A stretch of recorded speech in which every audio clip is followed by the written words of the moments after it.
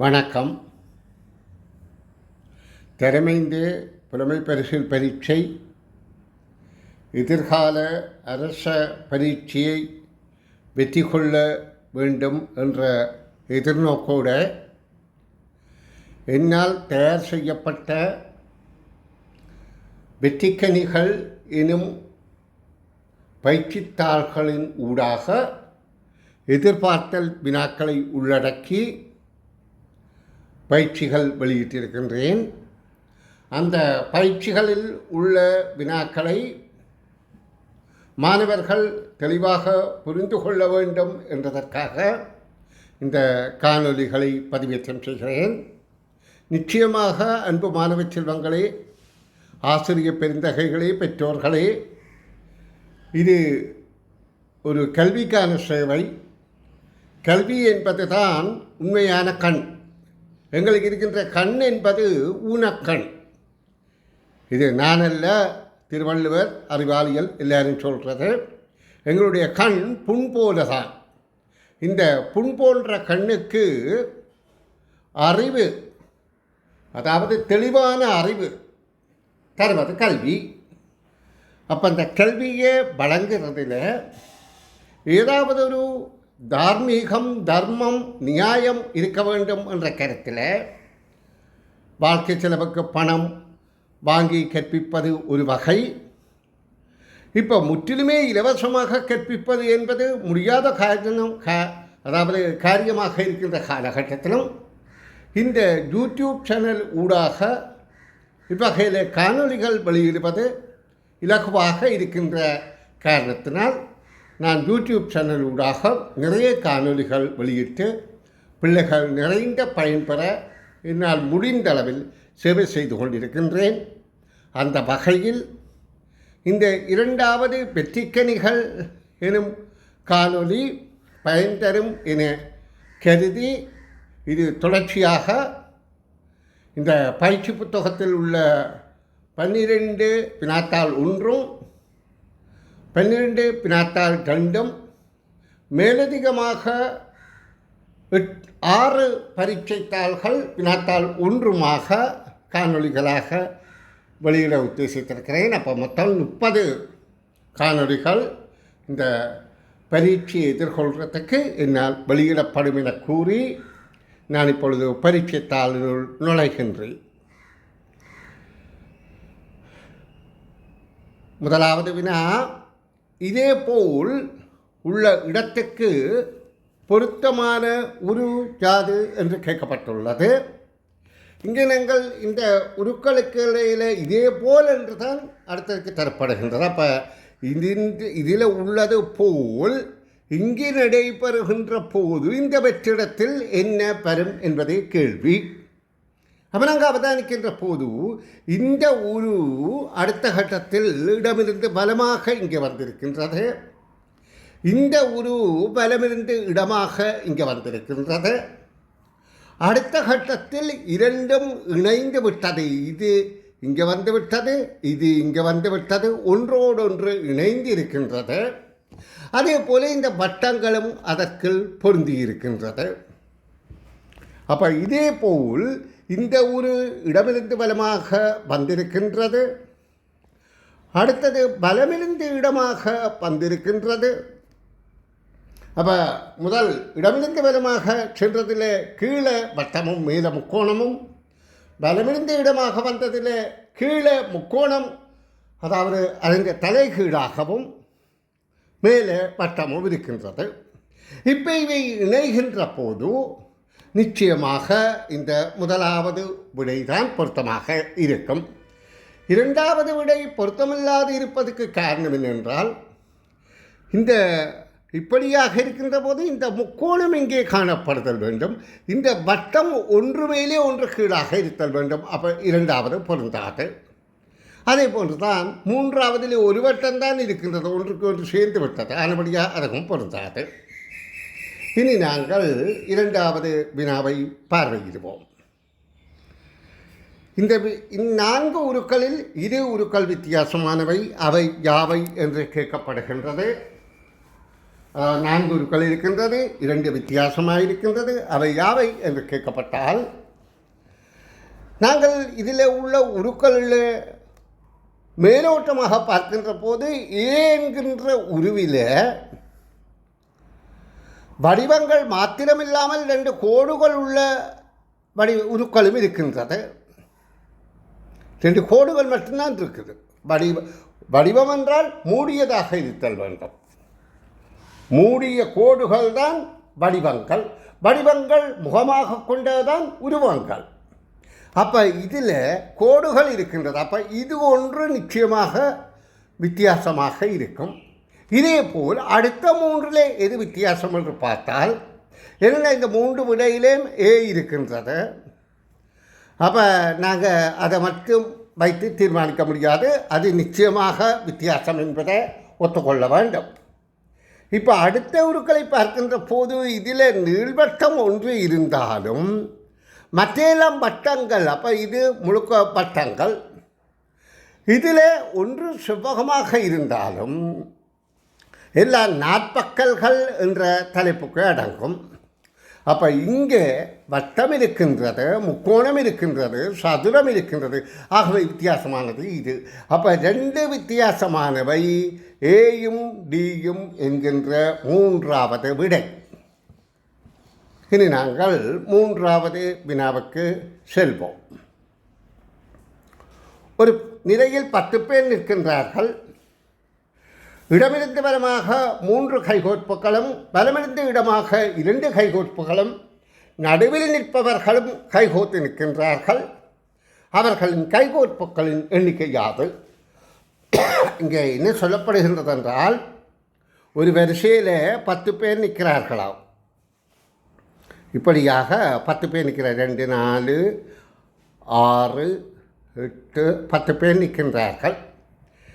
இந்த 10 பேரில் இடமிருந்து வலமாக 3 கைகோர்ப்பு. அப்போ 3 கைகோர்ப்பு என்றால் இப்படி 1, 2, 3 கைகோர்ப்புகள். அப்போ 3 கைகோர்ப்பு என்றால் 4வது ஆளாக இருக்கும். இறுதியாக 4 பேருக்கு இடையில் தான் 3 கைகோர்ப்பு இருக்கும். பலமிருந்து இடமாக 2 கைகோர்ப்புகளும், பலமிருந்து இடமாக இங்கே 1 கைகோர்ப்பு, 2 கைகோர்ப்பு. அப்போ 3 பேர் இருக்குது. இவர் 3வது ஆளாக இருக்கிறார் பலமிருந்து இடமாக. அப்போ மீதம் இருக்கிறது 3 பேர். அந்த 3 பேருக்கு இருக்கிற கைகோர்ப்புகளின் எண்ணிக்கை 2ஆகத்தான் இருக்கணும். ஆனால் விட 2 இல்லை. அப்போ நாங்கள் இந்த 3 பேரும் மற்றவர்களோடும் கைகோர்த்து கொண்டிருந்தால் இங்கே இருக்கின்ற கைகோர்ப்புகள் 1, 2, 3, 4 என்ற விடையே பொருத்தமானது. இனி நாங்கள் முதலாம் பக்கத்து 4வது வினாவை பார்வையிடுவோம். செவ்வக வடிவான அறை ஒன்றின் இருபக்க நீளப்பாங்காக ஓரங்கள் வழியே 1 சதுர அடி அளவான 26 மாவல்களும், இருபக்க அகலப்பாங்கான ஓரங்கள் வழியே 20 மாவல்களும் பதிக்கப்பட்டுள்ளன. அவ்வறையின் நடுப்பகுதியில் இன்னும் எத்தனை மாவல்கள் பதிக்கப்பட வேண்டும் என கேட்கப்படுகின்றன. அப்போ இங்கே நாங்கள் கவனிக்கணும், ஒரு செவ்வக வடிவ அறை, இவ்வகையில் அமைந்த அறை. இந்த அறையில் நீளப்பாங்காக, இரு நீளப்பாங்காகவும் இருபக்க நீளமாக 26 மாவல்கள் இருக்கின்றன. அப்போ ஒரு பக்கத்தில் 13 இருக்கும். இப்படியாக 13 இருக்குது. நான் இன்றைக்கி என்னவிலே சும்மா போடுறேன். 13 மாவல்கள் இருக்கும். அதே போல் இங்கேயும் 13 மாவல்கள் இருக்கும். அப்போ இங்கே 13 மாவல்கள், இங்கே 13 மாவல்கள். இனி சொல்லப்படுகின்றது அகலப்பாங்காக. அகலப்பாங்கு என்பது இது. அகலப்பாங்காக 10 மாவல்கள், 20 மாவல்கள் இருக்கின்றது. அப்போ ஒரு பக்கம் 10 என்றால் இது 1, 2, இங்கே 10ஆவதாக வரும். அப்போ இதில் மிச்சம் 8 வந்து இப்படி வரும், 10ஆக இருக்கும். இப்போ கேள்வி என்ன, இந்த நடுப்பகுதியில் பதிப்பதற்கு எத்தனை மாவல்கல்கள் பதிக்கப்பட வேண்டும் என்பது. இப்போ எங்களுக்கு தெரியுது, இந்த மூலைகளில் இருக்கிறது இரண்டு பக்கத்தாலும் எண்ணப்பட்டிருக்கின்றது. அதான் நீளப்பாங்கு அகலப்பாங்கு ரெண்டிலேயும் எண்ணப்பட்டிருக்கு. அப்போ இதில் 13ல் 2 போனால் இங்கே 11, இங்கே 10ல் 2 போனால் 8. அப்போ 11ஐ 8ஆல் பெருக்கும் விடை 88 தான் விடையாக வருகின்றது. அப்போ இது முற்றிலுமே என்னுடைய அனுபவங்களை கொண்டு எதிர்பார்ப்பு வினாக்களாக நான் தயாரித்தாலும் இதுதான் வரும் என்று நான் உத்தரவாதம் வழங்க மாட்டேன். இப்படியான வினாக்களுக்கு விடையளிக்க பழகுகின்ற போது பிள்ளைகள் எந்த வகையான வினாவுக்கும் விடையளிக்கிற பக்குவத்தை பெற்று விடுவார்கள் என்பதுதான் என்னுடைய ஆணித்தரமான கருத்து. அடுத்த கேள்விக்கு போவோம். இவ்வுருவை பெறுவதற்கு எந்த 3 துண்டுகளை இணைக்க வேண்டும்? இந்த வகையில் ஒரு உருவை பெறுவதற்கு இங்கே A, B, C, D, E என 5 துண்டங்கள் இருக்கின்றன. இதில் எந்த 3 துண்டுகளை இணைக்கப்படுதல் வேண்டும்? அப்போ எங்களுக்கு இந்த மேலே ABCD என்ற 4 துண்டங்களும் பக்கவாட்டில் இருப்பதும் இந்த E என்பது நடுத்துண்டாக இருக்கின்றபடியால் E எல்லா விடைகளிலும் இருக்கின்றது. அப்போ E நிச்சயமாக வேண்டும். அப்போ இந்த ஈயை நாங்கள் எந்த வகையில் இந்த ஈ அமையலாம் என்றால் இப்படியாகவும் அமையலாம் இந்த பகுதி, அல்லது இப்படியாகவும் அமைந்திருக்கலாம். அது எந்த வகை என்று நாங்கள் அந்த மேலே உள்ள உருக்களைத்தான் கொண்டு தீர்மானிக்க வேண்டும். இப்போ நாங்கள் இதில் 2 வட்டங்களை பார்க்கின்ற போது இதுக்கு எதிராக இருக்கிற பக்கத்தில் வட்டமே இல்லை. அப்படி இல்லை. இந்த 2 வட்டங்களோடு இந்த பக்கம் பார்த்தால் ஒரு வட்டம் இருக்குது. அப்போ 2 வட்டங்கள் உள்ளதோடு வட்டமே இல்லாத ஒரு இது பொருந்துகின்றது. இங்கே பாருங்க, இதில் வட்டம் இல்லை. அப்போ இந்த மாதிரி உள்ளது இது பொருந்துகின்றது, இது பொருந்தவில்லை. ஏன் இங்கே ஒரு வட்டம் இருக்கானால் அங்கே வட்டம் இல்லை. அப்போ ஏ என்பது முதலாவது உருவாக பொருந்துகின்றது. அப்போ ஏ பொருந்துதாயிருந்தால் அதற்கு அடுத்த பகுதியில் ஒரு வட்டம் இருக்க வேண்டும், 3 கோடு இருக்க வேண்டும். அப்போ ஒரு வட்டம் 3 கோடாக இருப்பது டி. அப்போ 3வது விடைதான் பொருத்தமானது. அடுத்த நீங்கள் இதை பார்க்கிற போது இது கால்வட்டம் திரும்பி இங்கே வருகின்ற போதும், அதாவது கால்வட்டம் திரும்பி இங்கே வருகிற இந்த நிலை சரியாக இருக்கின்றது. இந்த நிலை அப்படியே இங்கே பொருந்துகின்ற போது சரியாக இருக்கின்றது. இது கால்வட்டம் இடஞ்சொலியாக கால்வட்டம் திரும்புகிற போது இந்த நிலை பொருத்தமாக இருக்கின்றது. அது இங்கே வருகின்ற போது சரியாக இருக்கின்றது. ஆகவே 3வது விடை பொருத்தமானது. இதை குழந்தைகள் பார்த்து விளங்கி விடையளிக்க பயிற்சி பெறுவார்களாக இருந்தால் அரசு பரீட்சையில் எவ்வகையான நுண்ணறிவு கேள்வி வந்தாலும் அவர்கள் விடையளிக்க பழகிவிடுவார்கள். பின்வரும் ஒரு கோலத்தில் வினாக்குறியுள்ள இடத்தில் வர வேண்டிய ஒரு ஜாடு. இங்கே 2 முக்கோணம் இருக்கின்றது, நடுவில் வட்டங்கள் இருக்கின்றது. பிறகு அடுத்த உருவிலே இருக்கிற மேலதிகமாக ஒரு முக்கோணமும் இருக்கிற அதுக்கு உள்வாங்கி இன்னொரு முக்கோணமும் இருக்கின்றது. இது நடக்க இங்கே ஒரு வட்டம் இருக்கின்றது, இங்கே சின்ன வட்டம் உள்பக்கமாக இருக்கின்றது, அதில் சதுரம் இருக்குது. அடுத்த நிலையில் வரைக்க இருக்கிற ஒரு வட்டம், அதுக்குள்ளே இன்னொரு வட்டம் வருகின்றது. இது பொருத்தமாக இருக்கின்றது. அப்போ இதுக்கு அடுத்த நிலையில் 2 ஒரே வகையான உருக்கள் வர வேண்டும். இங்கே 2 சதுரமாக இருக்கின்றது. அப்போ இது பொருத்தம். இது முக்கோணம் சதுரம் பொருந்தாது, இது வட்டம் முக்கோணம் பொருந்தாது. ஆகவே ஒரே வகையான உருக்கள் இங்கே பாருங்க, இது மேலே முக்கோணம், இது முக்கோணம், இதுக்கும் அரைவட்டம், இதுக்கும் அரைவட்டம். அப்போ இது முதலாவது தான் விடையாக பொருந்துகின்றது. இனி 7வது வினாவை பார்ப்போம். தொடர்ச்சியாக வரும் 3 மாதங்களின் மாதாந்த மொத்த தினங்களுக்கிடையில் ஏதோ ஒரு ஒற்றுமை உண்டு. அம்மூன்று மாதங்களின் நடுநாட்களின் எண்ணிக்கையின் கூட்டுத்தொகை 47 ஆகும். அம்மூன்று மாதங்களும் எவை? அப்போ நடுநாட்கள் இருக்க வேண்டுமாக இருந்தால் அது ஒற்றையன் மாதங்களாக இருக்க வேண்டும். அதாவது 1, 3, 5, 7, 9, 11ஆம் மாதங்களில் தான் ஒற்றையன் நாட்கள். இந்த மாதங்களில் தான் நடுநாள் இருக்கும். தட்டையன் மாதங்களில் நடுநாட்கள் தான் இருக்கும், 2 நாள் இருக்கும். அப்போ இங்கே சொல்லப்படுது நடுநாட்களின் எண்ணிக்கை, அதாவது 2லேயும் பெறுகின்ற நடுநாள் என்றால் அது ஒற்றையன் மாதங்களாகத்தான் இருக்கும். அப்போ நாங்கள் இங்கே பார்க்குற போது, அதாவது தை மாசி பங்குனியிலே தையில 31 நாள், பங்குனியில் 31 நாள், இதில் 28 அல்லது 29 நாள். அப்போ இதில் 29 நாள் சேருமாக இருந்தால் இது பொருத்தமானதாக இருக்கும். மற்றவையிலே அப்படி அமைகிறது சந்தர்ப்பம் இல்லை, நீங்கள் பார்த்தா விளங்கும். அப்போ இதன் நடு எண்கள் 31 2ஆல் வகுக்கிற போது 15 1 மீதி, அப்போ 16 நடு எண். அப்போ இறுதிக்கும் 16. 29 2ஆல் வகுக்கும் போது 14 1 மீதி, அப்போ 15 நடு எண். அப்போ இவை அனைத்தையும் கூட்டினா 47 என்பது பொருந்தும். ஆகவே முதலாவது விடை பொருத்தமானது. அடுத்த 8வது வினாவை பார்வையிடுவோம். இந்த வினாவில் தவறான கூற்று என்பது தான் விடையாக வருதல் வேண்டும். தவறான கூற்று யாது? இது ஒரு குடும்பத்தில் 4 பிள்ளைகள் உள்ளனர்.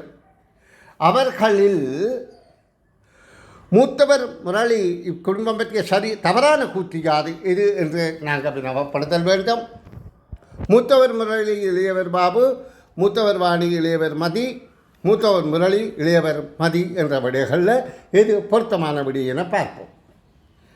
இப்போ பாருங்க, முரளியின் தம்பி பாபு. அப்போ முரளி முன்னுக்கு, அடுத்ததாக பாபு. பாபுவின் அக்கா வாணி. பாபு என்பவருக்கு அக்காவாக வாணி இருக்கின்றபடியால் அக்கா இங்கேயும் இருக்கலாம், இங்கேயும் இருக்கலாம். முரளிக்கு மூத்தவராக இருக்கலாம். அப்போ வாணி இங்கேயும் பெறலாம், இங்கேயும் பெறலாம். அடுத்தது, வாணியின் தங்கை மதி, மதியின் அண்ணா பாபு. வாணியின் தங்கை மதி, அப்போ இவருடைய தங்கை மதி. ஆனால் அடுத்து சொல்லப்படுகின்றது மதியின் அண்ணா பாபு. மதியின் அண்ணா பாபு.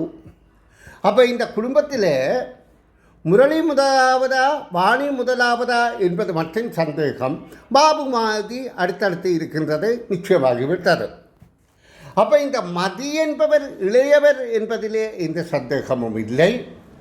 வாணியா முரளியா மூத்தவர் என்பதில் சந்தேகம் இருக்குது. அப்போ 2 விடை, அதாவது மூத்தவர் வாணி இளையவர் மதி என்ற விடையும் பொருந்தும், மூத்தவர் முரளி இளையவர் மதி என்பதும் பொருந்தும். அப்போ முதலாவது விடைதான் தவறான விடை. அப்போ அதைத்தான் தெரிவிச்சுக்கணும். இனி 9வது வினாவை பார்வையிடுவோம். ஒரு செவ்வக வடிவ மைதானத்தில் 4 மூலைகளில் மாணவிகள் முறையே கமலாவிற்கு வடக்கே விமலாவும், விமலாவுக்கு கிழக்கே லீசாவும், பாத்திமா நிற்பது முறையே கமலா, விமலா, லீசாவுக்கு.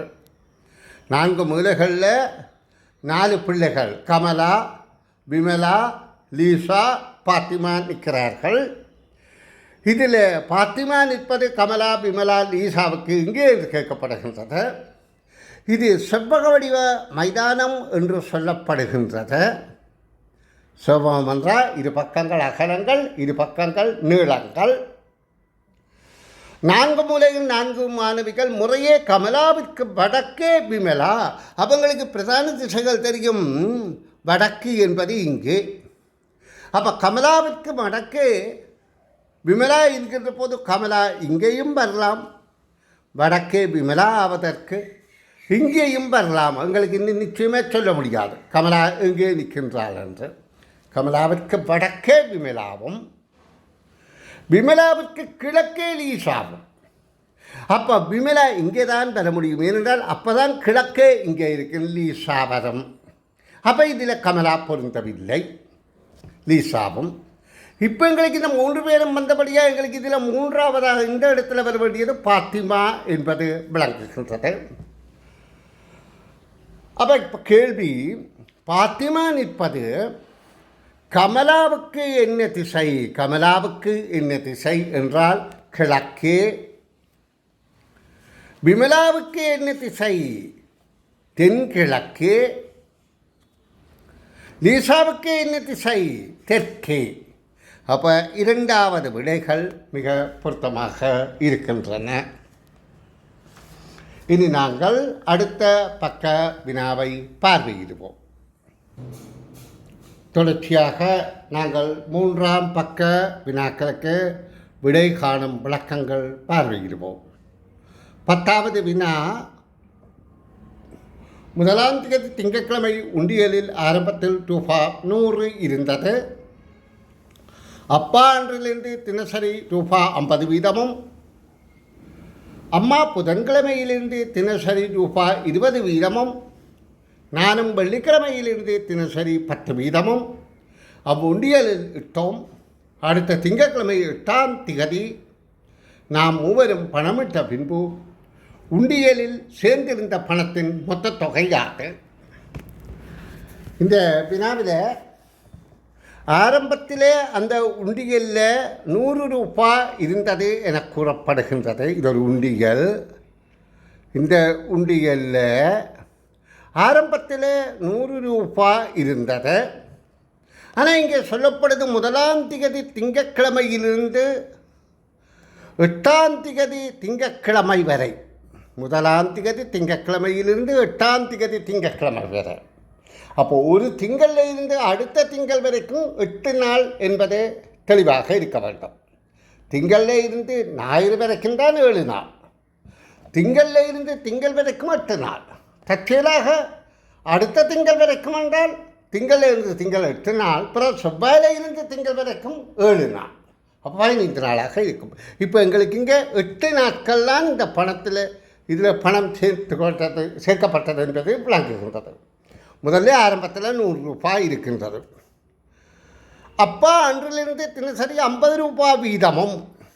அப்போ 8 நாளும் 50 ரூபாய் படி பார்த்தால் 400 ரூபாய் அப்பா இட்டு இருக்கின்றார். அம்மா புதன்கிழமையிலிருந்து தினசரி 20 வீதமும். அப்போ அம்மா இட்டது புதன், வியாழன், வெள்ளி, சனி, ஞாயிறு, திங்கள், 6 நாட்கள். அப்போ 6 நாட்கள் 20 படி பார்த்தா 120 ரூபாய் அம்மா இட்டிருக்கிறார். நான் வெள்ளிக்கிழமையிலிருந்து, அப்போ வெள்ளியிலிருந்து தான் நான் பணம் விட்டுருக்கேன் திங்கள் வரையில் 10 ரூபாய் வீதமும். அப்போ 4 நாட்கள் 40 ரூபாய்.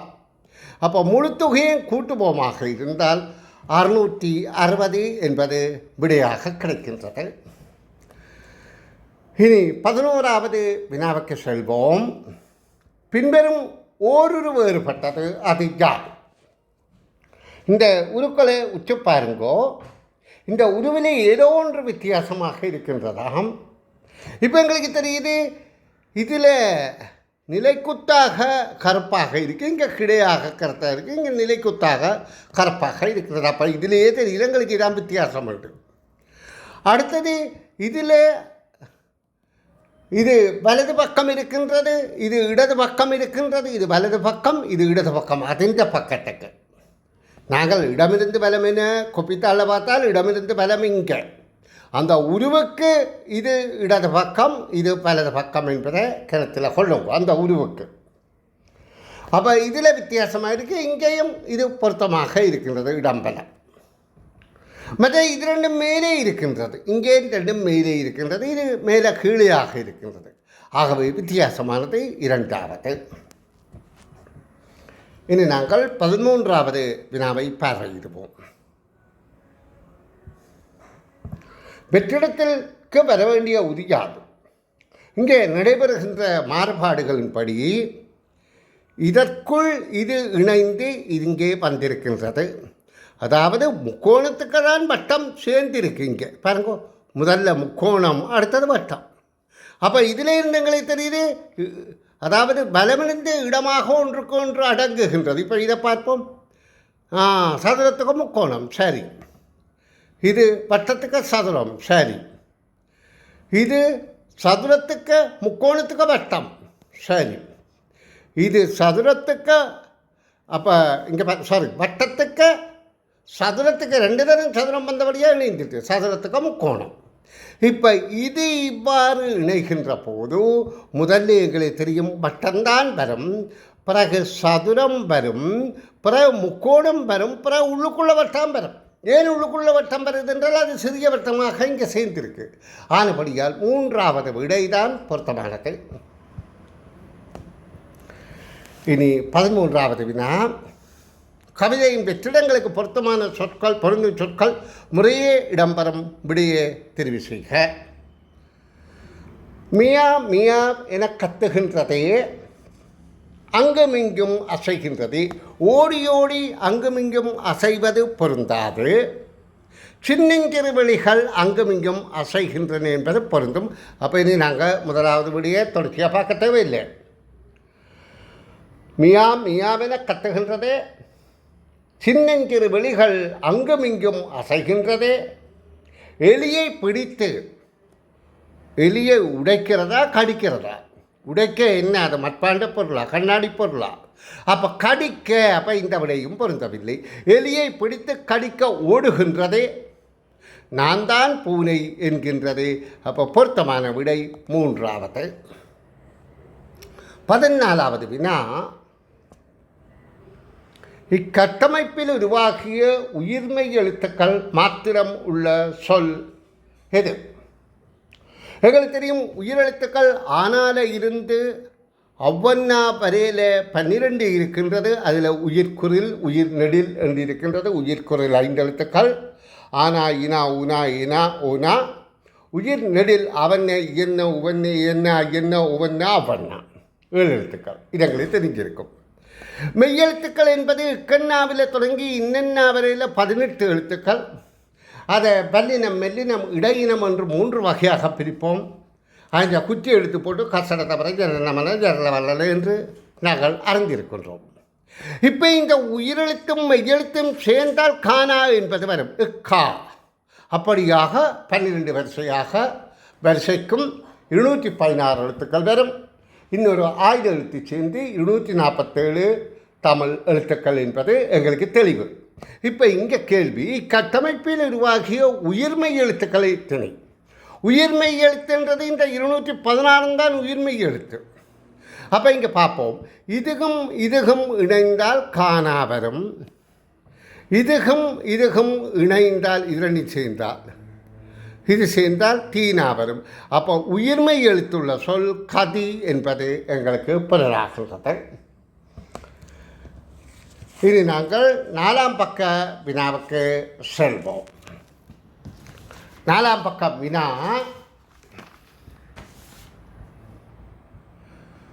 பின்வரும் நெய்யறியையும் அதில் செல்வதற்காக தரப்பட்டுள்ள குறியீட்டு தகவல்களையும் பார்க்க, இதில் ஒரு நெய்யறி தந்து அந்த நெய்யறிக்கு இடம்பெயர வேண்டிய குறியீட்டு தகவல்களும் தரப்பட்டிருக்கு. அந்த குறியீட்டு தகவலுக்கு ஏற்ப இப்போ எங்களை என்ன கேட்கப்படுது, குறியீடுகளுக்கு ஏற்ப முடியும் இடம் எது என்று கேட்கப்படுது. அப்போ விடையின் கீழே தரப்பட்டிருக்குது. அப்போ இது பொருத்தமான விடை என்று நாங்கள் காணுதல் வேண்டும்.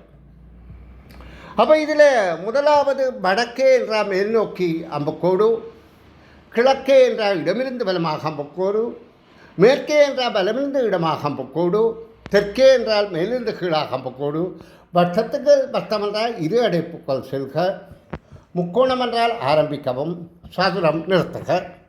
குறியீடுகளுக்கு ஏற்ப முடியும் இடம் கேட்கப்படுகின்றது. அப்போ இந்த குறியீட்டு செயற்பாடுகளை நாங்கள் பார்ப்போம். முதலாவது இது ஆரம்பிக்கவும், ஆரம்பிக்கிற இடம் இது, சரி. இதில் ஆரம்பித்தாச்சு முதலாவது செயற்பாடு, ஓகே. பிறகு வடக்கு நோக்கி திரும்பி ஓரடைப்பு செல்க. அப்போ ஒரு அடைப்பு போனாச்சு, ஆரம்பித்த ஒரு அடைப்பு போயிட்டோம். பிறகு மேலும் 2 அடைப்புக்கு செல்க, 2 அடைப்புக்கள் செல்க. அப்போ ஒரு அடைப்பு போனாச்சு, 2 அடைப்பு போனாச்சு, இங்கே போனாச்சு. இப்போ வடக்கே ஓரடைப்புக்கு செல்க, அப்போ இங்கே போனாச்சு. மீளவன் கிழக்கே ஓரடைப்புக்கு செல்க, இங்கே போனாச்சு. திரும்ப ஈரடைப்புக்கு செல்க, அப்போ இங்கே வரையும் போனாச்சு ஈரடைப்புக்கு. திரும்ப தெற்கே செல்க ஓரடைப்புக்கு, தெற்கே ஓரடைப்புக்கு வந்தாச்சு. தெற்க வந்த பிறகு திரும்பவும் கிழக்கே ஓரடைப்புக்கு செல்க, இங்கே போனாச்சு. மறுபடியும் கிழக்கே ஓரடைப்புக்கு செல்க. இப்போ அடைந்த இடம் இதுதான் அடைந்த இடம்.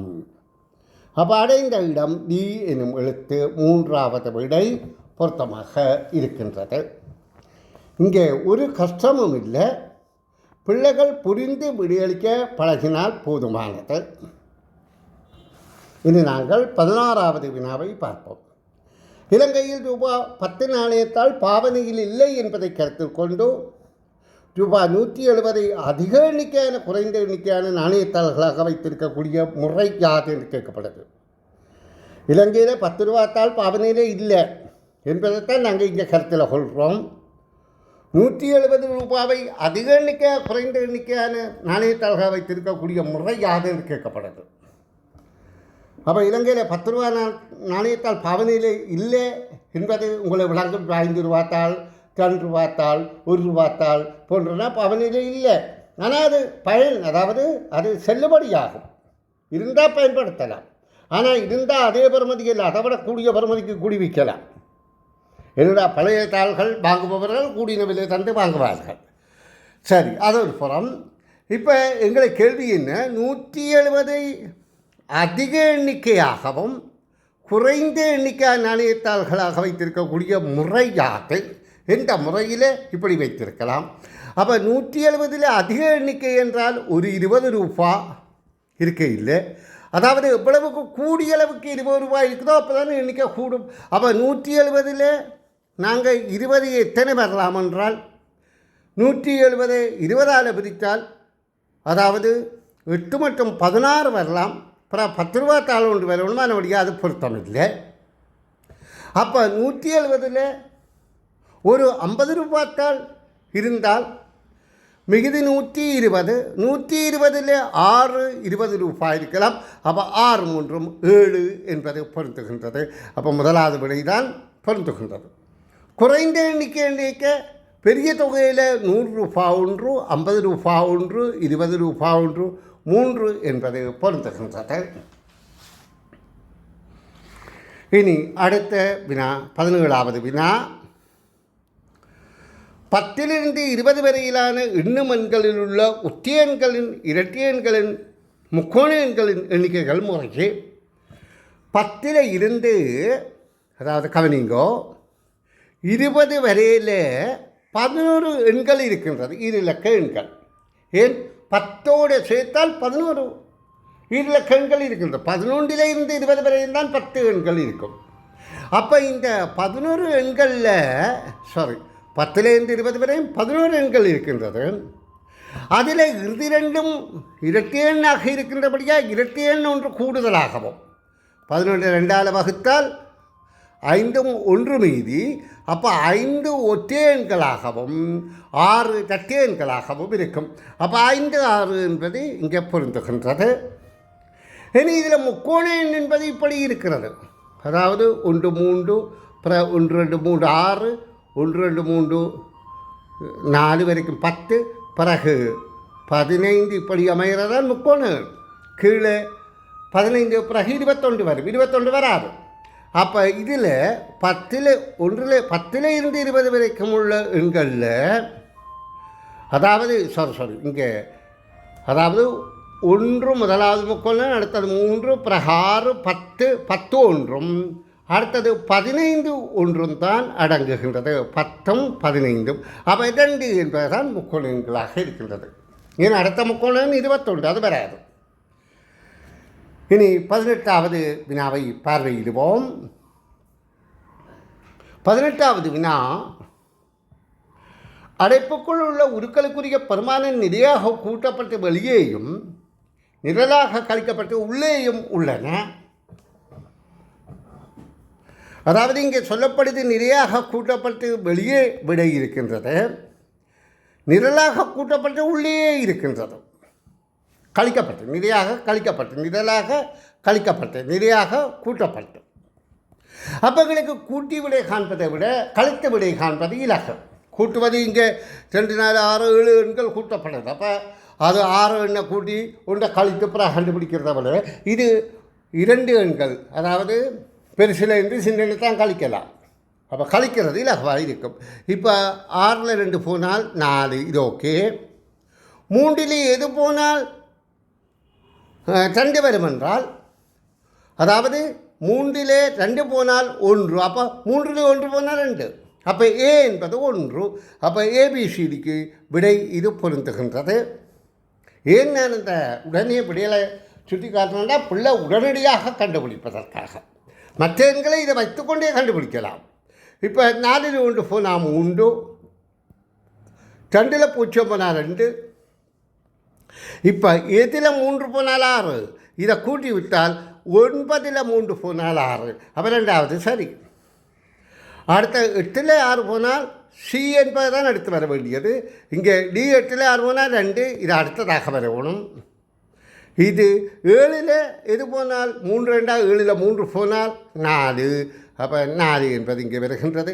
அப்போ 2வது விடை பொருத்தமாக இருக்கின்றது. நன்று. இனி அடுத்த பக்க வினாவுக்கு விடை காண்போம். 5ஆம் பக்க வினாக்களுக்கு விடை காண்போம்.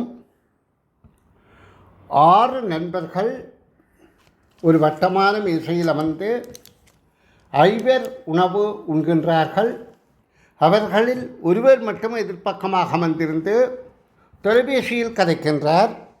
அவர்கள் அமர்ந்திருக்கும் ஒழுங்கு வரிப்படமாகவும் தகவல்களாகவும் தரப்பட்டுள்ளன. இதில் ஏபிசிடிஇஎஃப் என்று 6 நண்பர்கள் இருக்கிறார்கள். இதில் 5 பேர் உள்நோக்கி மேசையை உள்நோக்கி பார்த்து சாப்பிட்டு கொண்டிருக்கிறார்கள். ஒருவர் மற்றும் மற்றவர்களுக்கு இடையூறு இல்லாமல் அதன் மேசைக்கு எதிர்ப்பக்கமாக வெளியாக பார்த்து கொண்டு தொலைபேசி கதைத்து கொண்டிருக்கிறார். அவர் யார் என்பதை இந்த தகவல்களை கொண்டு நாங்கள் அறிதல் வேண்டும். அப்போ இதில் முதலாவது தகவல், ஏயின் வலது பக்கம் எஃப்பின் இடது பக்கம் இ. இப்போ எங்களுக்கு நாங்கள் இந்த மேசையில் அமர்ந்து உணவு உண்டால் எங்களோட வலது கை எங்கே இருக்கும், இடது கை எங்கே இருக்கும் என்று பார்ப்போம். இப்போ ஏ என்பவர் இப்படி இருக்கின்றார். அவற்றை வலது கை அவர் உள்நோக்கி பார்த்து கொண்டிருந்தால் அவற்றை வலது கை இங்கே. அப்போ ஏயின் வலது கை பக்கம் எஃப்பின் இடது கை பக்கம் இ. ஏயின் வலது கை பக்கம் இ இருக்கின்றார், இது வலது பக்கம். எஃப்பின் இடது கை பக்கம் இ. அப்போ எஃப்பும் இங்கே தான் நோக்கி கொண்டிருக்கிறார். ஏயின் வலது கை பக்கம் எஃப்பின் இடது கை பக்கம் இ இருக்கின்றார். இ உள்ளேயா வெளியா என்பது எங்களுக்கு தெரியாது. இப்போ ஏயும் எஃப்பும் தான் உள்நோக்கி இருக்கிறார்கள். இ என்பது உள்ளுக்கா வெளியிலையா என்றது எங்களுக்கு தெரியவில்லை. இந்த ஒரு தகவலை வைத்து அடுத்த தகவல், டியின் வலது பக்கம் எஃப்பின் வலது பக்கம் பி. அப்போ இங்கே 2 ஒரே பக்கமாக இருக்கின்றபடியால் நிச்சயமாக டி இங்கே நோக்கி இருக்கின்றார். டி இப்படி இருக்கின்றார் என்றால் அவற்றை வலது பக்கம் இது, இடது பக்கம் இது. இது நாங்களே இந்த கதிரை அந்த மேசையில் இருந்தால் எப்படி இருக்குமென்றது எங்களோட கைகளை வைத்து நாங்கள் தீர்மானிக்கலாம். டியின் வலது பக்கமும் எஃப்பின் வலது பக்கமும் பி இருக்கின்றார். அப்போ இப்போ திரும்பவும் எஃப் இங்கே என்று தெரியுது, அதாவது உள்நோக்கி இருக்கின்றார். பி எங்கே என்றதும் எங்களுக்கு தெரியாது. இப்போ இவ 2 பேரும் எங்கே நோக்கி இருக்கிறார்கள் என்பது, பியோ ஈயோ எங்கு நோக்கி இருக்கிறார்கள், உள்ளுக்கா வெளியிலையா என்பது எங்களுக்கு இன்னும் தெளிவாகவில்லை. இப்போ இந்த டி என்பவர் வெளியே நோக்கி இருக்கிறார் என்று தெளிவானபடியால் நாங்கள் இதை கவனிக்க தேவையில்லை. இப்போ அடுத்த தகவல், சியின் இடது பக்கம் சி இப்படி இருப்பார் என்றால் அவற்றை வலதுகை பக்கம் இது, இடதுகை பக்கம் இது. இடது கையோடு இடது கை பொருந்துகிறபடியாக இவர் இங்கே இருக்கிறார். டியின் இடது கை பக்கம் பியின் வலது கை பக்கம், பி இந்த வலதும் டி இந்த இடது கை பக்கம் டி இருக்கின்றார். அப்போ இங்கே வெளியே தொலைபேசி அழைத்து கொண்டிருப்பவர் டி என்பது தெளிவாகின்றது. இந்த வினா கஷ்டம் போல தெரியும் பிள்ளைகள், பெற்றோரே ஆசிரியர்களே கொஞ்சம் பயிற்சி செய்து கொண்டு வந்தால் இதுதான் இலகுவான வினா என்பதும் உங்களுக்கு வழங்கும். இப்படி பிள்ளைகளை பயிற்சி அளியுங்கோ, நிச்சயமாக அவர்கள் புலமை பரிசில் பரீட்சையில் வெற்றி பெறுவது மிக இலகுவான ஒரு விடயம். அதற்கு என்ன தேவை? அதிக பயிற்சி தேவை. சரி, அடுத்த கேள்வி. இச்சதுரமுகிய கேட்ட கீழம் இது அல்லாதது எது? அல்லாதது எது என்றுதான் கேள்வி. அப்போ ஒரு சதுரமுகி என்றால் 4 நிலைக்குத்து முகங்கள் இருக்கும், ஒரு கிடைமுகம் இருக்கும். இது கிடி என்று வைத்துக்கொள்வோம். கிடி என்றால் தரையில் கிடைமுகம். இது நிலைக்குத்தாக இருக்கின்றது. பின்னுக்கு 2 இருக்கும், 2 கிடைமுகம் இருக்கும். மேலே ஒன்று கீழே ஒன்று, 2 கிடைமுகம், 4 நிலைக்குத்து முகம் இருக்கும். அப்போ இந்த முதலாவதில் ஒரு நிலைக்குத்து, 2 நிலைக்குத்து, 3 நிலைக்குத்து, 4 நிலைக்குத்து, ஒரு கிடை, 2 கிடை. இது பொருத்தமாக இருக்கின்றது. இதிலேயும் ஒரு நிலைக்குத்து, 2 நிலைக்குத்து, 3 நிலைக்குத்து, 4 நிலைக்குத்து, ஒரு கிடை, 2 கிடை பொருத்தமாக இருக்கின்றது. இதில் ஒரு நிலைக்குத்து, 2 நிலைக்குத்து, 3 நிலைக்குத்து, 4 நிலைக்குத்து இந்த கிடையாக இருப்பது ரெண்டும் ஒன்றுக்கு மேலே ஒன்று பொருந்துவதால் இந்த பக்கம் மூடப்படாது இருக்கும். ஆகவே இதுதான் பொருந்தாத அட்டைக்கீலம், அதாவது சதுரமுகியாக ஆக்க முடியாத அட்டைக்கீலம் அதான். அப்போ ஆக்கிய அட்டைக்கீலம் அல்லாதது இந்த 3வது விடை. இனி அடுத்த கேள்வி, 21வது கேள்வி. ஒரு மாணவன் மூவிலக்க எண்ணொன்றை தலைகீழாக பார்த்து எழுதிய பிரமாணத்திலிருந்து நேராக பார்த்து எழுதிய பிரமாணத்தை கழித்த போது 171 விடை கிடைத்தது. அப்படின்றார். இந்த வினாவில் இந்த வாக்கியங்களை சரியாக வாசித்து புரிதல் தான் மிக முக்கியமானது. இங்கே என்ன சொல்லப்படுது? ஒரு மாணவன் மூவிலக்க எண்ணொன்றை, இங்கே 3லே மூவிலக்க எண் தான் இருக்குது, தலைகீழாக பார்த்து எழுதிய பெருமானத்திலிருந்து. அப்போ இதை தலைகீழாக பார்த்தால் 698 வரும், இதை தலைகீழாக பார்த்தால் 869 வரும், இதை தலைகீழாக பார்த்தால் 117 இப்படி என்று வருது. இது பொருந்தாது. இப்படி 4 என்றால் கூட இப்படி தான் இருக்கும். அப்போ இந்த எண்ணுக்கு விட பொருந்தாது. அப்போ இந்த 2 தான் ஒன்றுபடியாக இருக்கும். இந்த தலைகீழாக பார்த்து எழுதிய பிரமாணத்திலிருந்து, அதாவது மூவிலக்கமாக ஒரு மாணவன் மூவிலக்க தலைகளாக பார்த்து எழுதிய பிரமாணத்திலிருந்து நேராக பார்த்து எழுதினது. நேராக பார்த்து எழுதினா 869, இது கழித்த போது 171 விடையாக வந்ததாம். அதாவது இது தலைகளாக பார்த்தால் 698, நேராக பார்த்தால் 869. அதாவது தலைகளாக பார்த்து எழுதிய பிரமாணத்திலிருந்து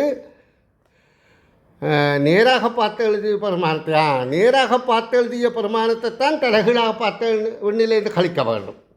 அதாவது நேராக பார்த்து எழுதிய பிரமாணம் 869, தலைகீழாக பார்த்து எழுதிய பிரமாணம் 698.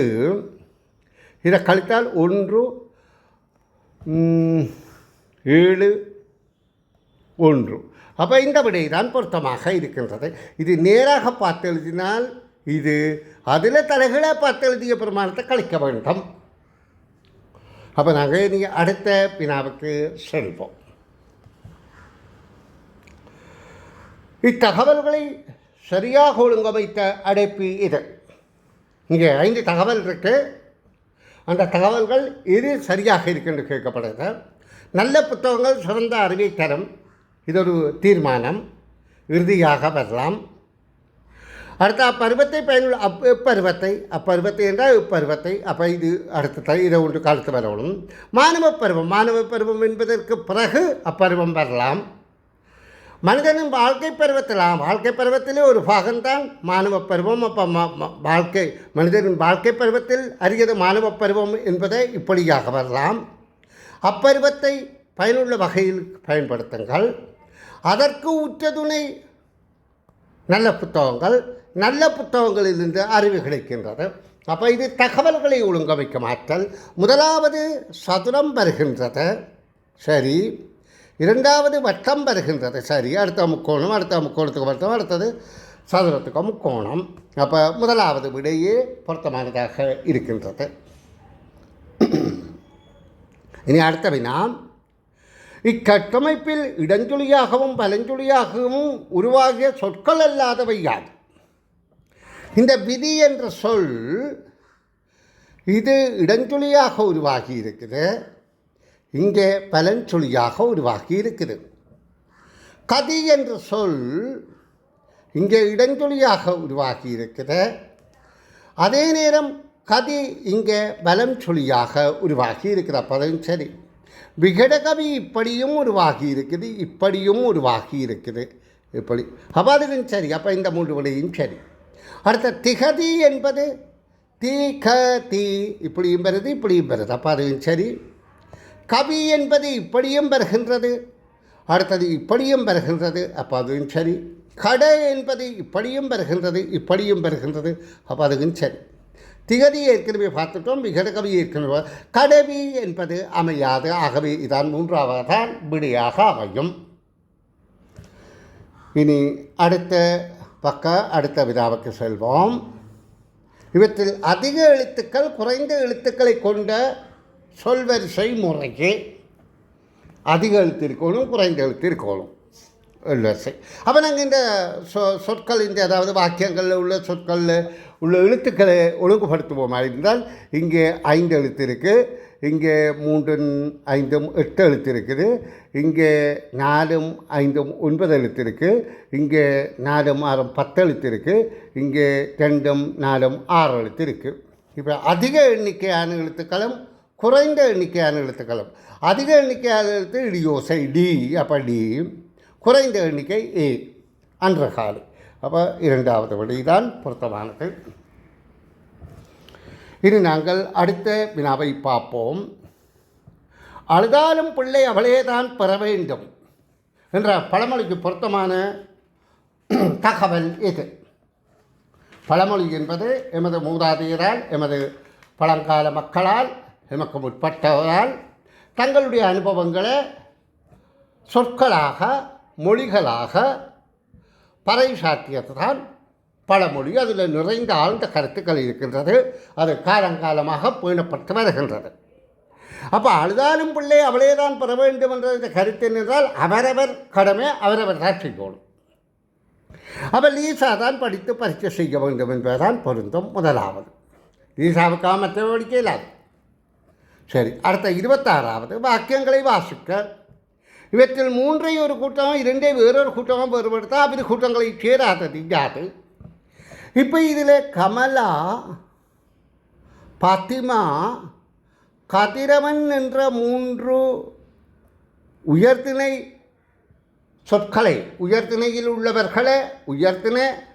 உள்ளவர்களை குறிக்கின்ற 3ம் ஒரு கூட்டம். இதில் குதிரை, நாய் என்பது அகரிணை உயிருள்ளவை 2ம் குறிப்பது ஒரு கூட்டம்.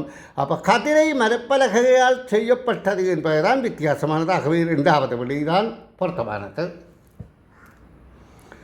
இனி நாங்கள் 27வது வினாவை பார்வையிடுவோம்.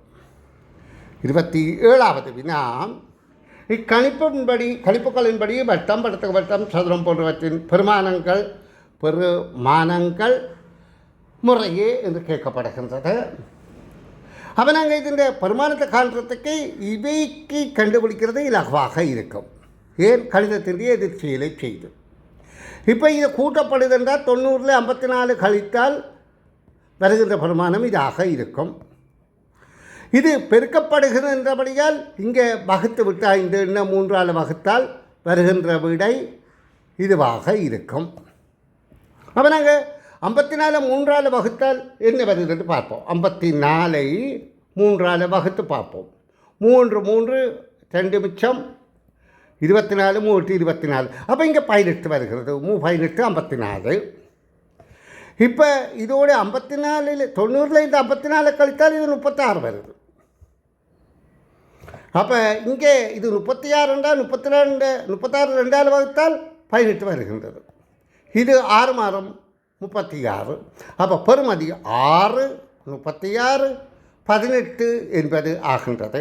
6 36 18 முதலாவது விடை பொருத்தமானது. அடுத்தது இதே அட்டவணையை வைத்து கேட்கப்படுது. 2 18 பெருக்கினா என்ன விடை வரும்? 36. 36க்குரியது இன்னும் வட்டத்துக்கு வட்டம். அப்போ விடையாக வருவது வட்டத்துக்கு வட்டம். இனி 29வது கேள்வியை பார்வையிடுவோம்.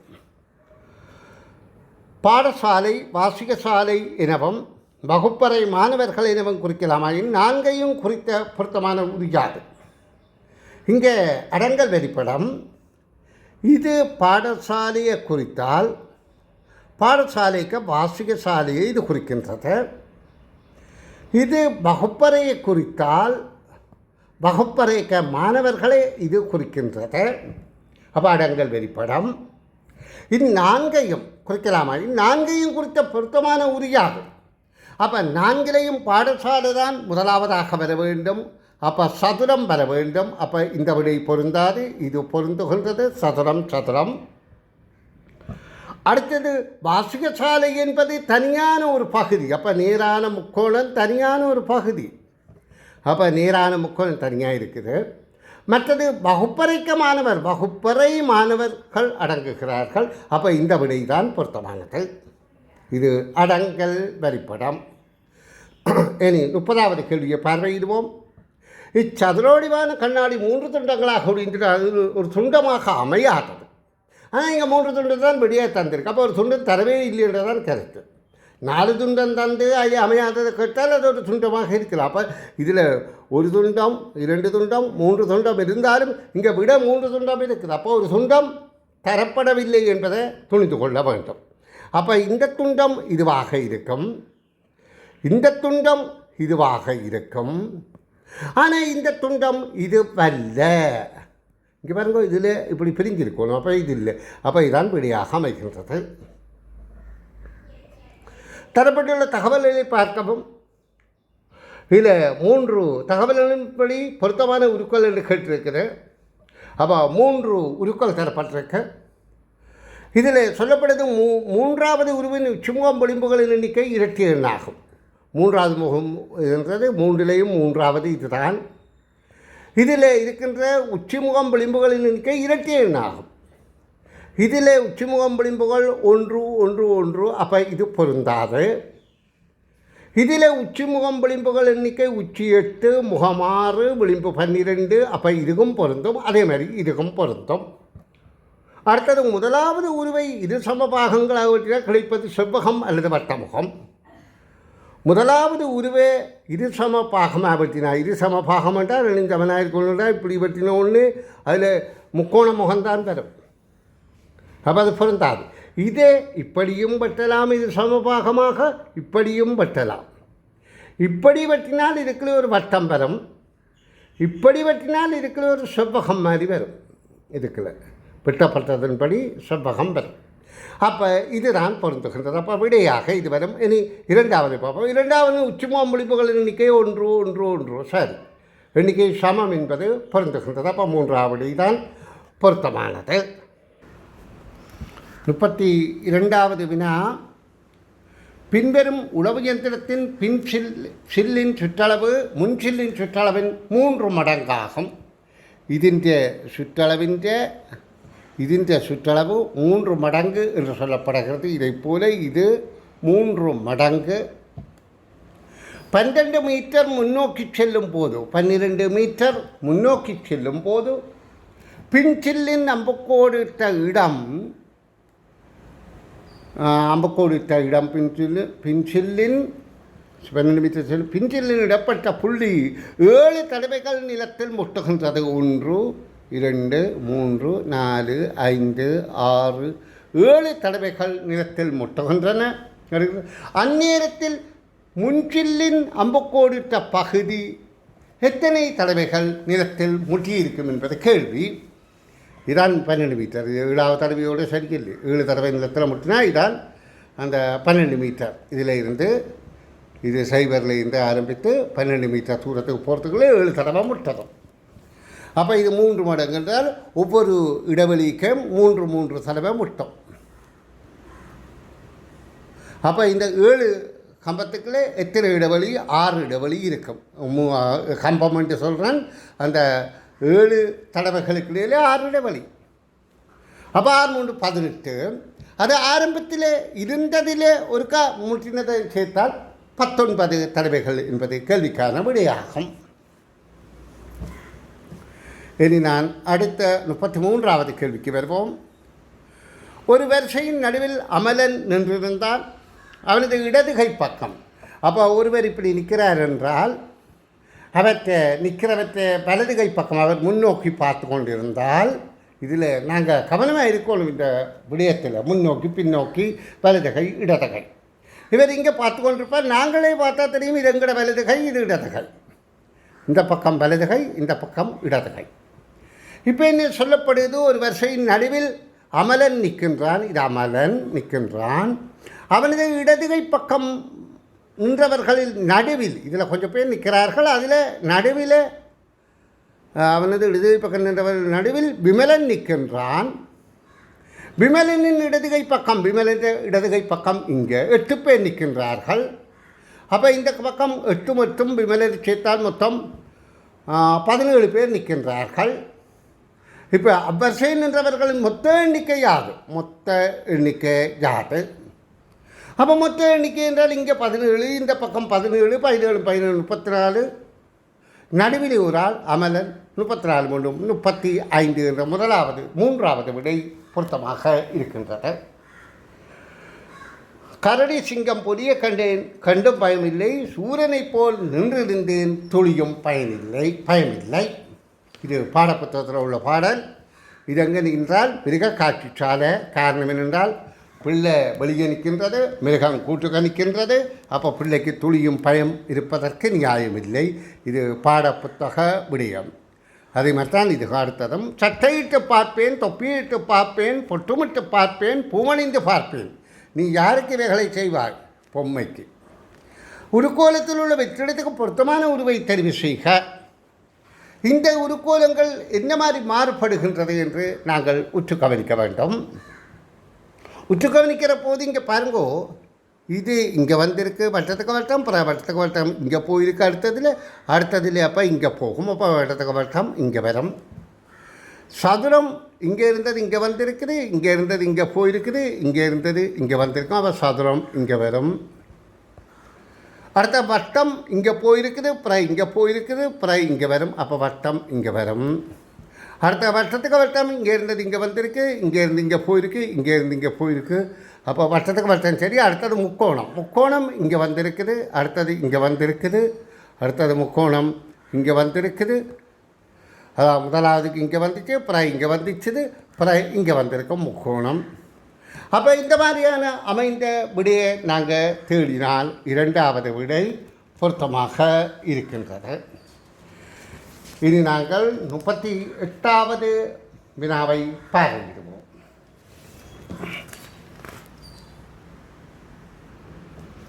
இக்கோலத்தில் ஏபி ஆகியவற்றுக்கு பொருத்தமான எண்கள் முறையே.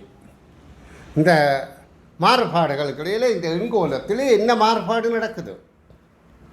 இப்போ இது 2, இதுக்கு 2, அப்போ 2 கழிக்கப்படுது. அப்போ கீழே கழிந்தால் 21, 21 3 கழித்தால் 18, 18 4 கழிந்தால் 14, 14 5 கழித்தால் 9, 9 6 கழித்தால் 3. சரி, மேலே பார்ப்போம். 22 2 தெரியாது. சரி, 2 கழிக்கப்பட்டால் 20, 20 3 கழித்தால் 18, 17, அப்போ 20 2 கழித்தால் 20, 20 3 கழித்தால் 17, 17 4 கழித்தால் 13, 13 5 கழித்தால் 8, 8 6 கழித்தால் 2. அப்போ கேள்விக்காக வர வேண்டியது, இப்போ ஏக்கு 20, பி என்கின்ற ஆங்கில எழுத்துக்கு நாங்கள் பார்த்தோம் 18 4 பூரா 14, அப்போ 20 14 என்பது விடையாக பொருத்துகின்றது. இனி நாங்கள் அடுத்த வினாவை பார்வையிடுவோம். அட்டவணையின் தகவலுக்கேற்ப வெற்றிடத்துக்கு விடை காண்க. மாத நாட்கள் தை 31, மாசி 29 32 கூட்டினால் 29 32 கூட்டினால் 60. 60ஓட இப்படி கூட்டுவோம். இந்த 60ஓட 32 கூட்டினா 91.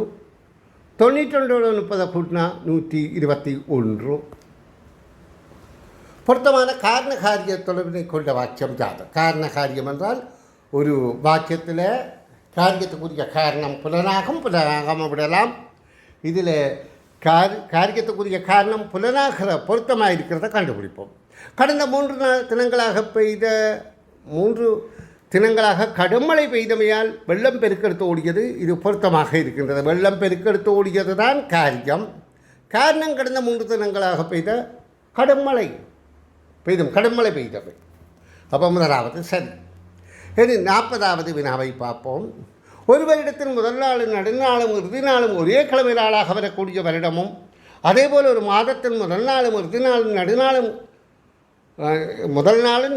இறுதி நாளும் ஒரே கிழமை நாளாக வரக்கூடிய மாதமும் இவை. அப்போ எங்களுக்கு தெரியணும், முதலே பார்த்துருக்கோம், நடு ஒரு நாள் வரணும் என்றால் அது ஒற்றை எண்ணாக இருக்கணும்.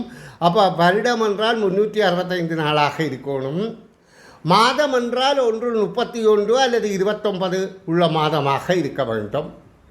31 நாட்களை கொண்ட மாதம் அல்லது 29 தான் நடுநாள் வரும். அதில் 31 நாள் உள்ள மாதத்தில் 1ஆம் தேதியும் 31ஆம் தேதியும் ஒரே கிழமை நாளில் வராது. 29 தான் ஒன்றுக்கு நேர வரும். அதாவது 1 8 15 22 29. அப்போ 30 31 அடுத்ததாக வரும். 29 வரக்கூடியது மாசி மாதம் தான். அப்போ சாதாரண வருடம் மாசி மாதமாக இருக்கும். சாதாரண வருடம் இது 29 நாளில் லீப் வருடம் மாசி மாதம். அப்போ சாதாரண வருடம் லீப் வருடம் மாசி மாதம் என்ற 2வது விடை பொருத்தமானது. நன்று. அடுத்த பயிற்சியில் சந்திப்போம்.